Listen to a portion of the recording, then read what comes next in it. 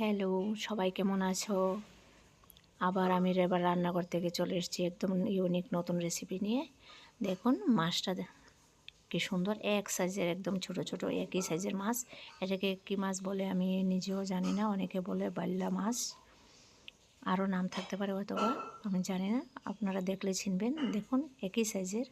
আর আমি বাজারে গেলাম, গিয়ে দেখে আমার আর লোভ মানছিল না, নিয়ে আসলাম ছোটো মাছ। এই মাছগুলি আমার খুবই পছন্দ। একদম ইউনিক রেসিপি, দেখো একদম ইজিলিভাবে। আমি এখানটায় একটা পেঁয়াজ নিয়েছি, এবারে কাঁচা লঙ্কা দিয়েছি, শুকনো লঙ্কা দেব। এটা জাল আপনারা যে যতটুকু জাল খান ওই পছন্দ অনুযায়ী, আমি একটু জাল খাই। এবার হাঁড়িতে তেল দিয়ে দিলাম, দিয়ে গ্রাইন্ডার করে মশলাটাকেও দিয়ে দিলাম একদম সহজ পদ্ধতিতে। দিয়ে এখানটা আমি লবণ আন্দাজ মতো, হলুদের গুঁড়ো, জিরের গুঁড়ো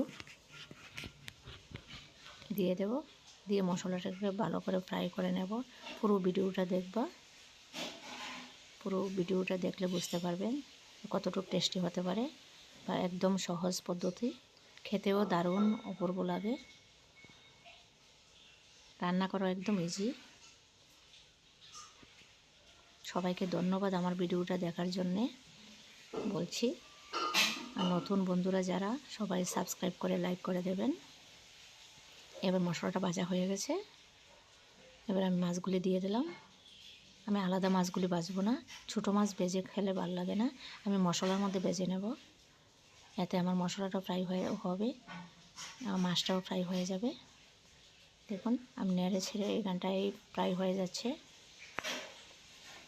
একদম সহজ, একবার বাড়িতে বানিয়ে খেয়ে দেখবেন এরকমভাবে। আর কিছুই লাগবে না, মুখে লেগে থাকবে, মানে একটা দিয়ে খাওয়া হয়ে যায়। কীরকম লাগছে দেখুন। এবার আমি জল দিয়ে দিলাম আন্দাজ মতো। আমি জলটা বেশি দেব না, মাখা মাখা করব, এটা ঝোল বেশি ভালো লাগবে না। এখন একদম কতটুকু সময় হলো আমার হয়ে গেছে, যে একটু মাখা মাখা টাইপের, আর একটু শুকিয়ে যাবে। দেখুন মনে হচ্ছে না যেন এখনই খেয়ে নেই, অপূর্ব লাগে।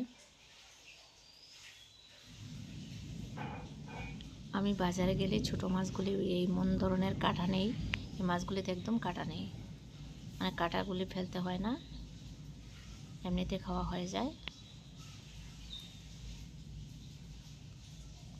চিবিয়ে খেয়ে নিলে ভেঙে যায়। দেখুন কীরকম লাগছে।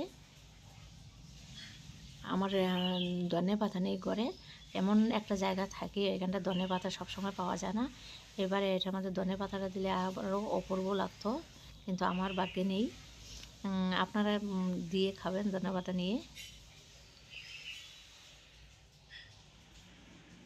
আমার এখান থেকে বাজারটা অনেক দূরত্ব, আর অনেক সময় পাওয়া যায় না, কারণ এখন ধনে পাতার সিজনটাও শেষ। তারপরেও মনে হচ্ছে, সবাইকে ধন্যবাদ, সবাই আমার ভিডিওগুলি দেখবেন।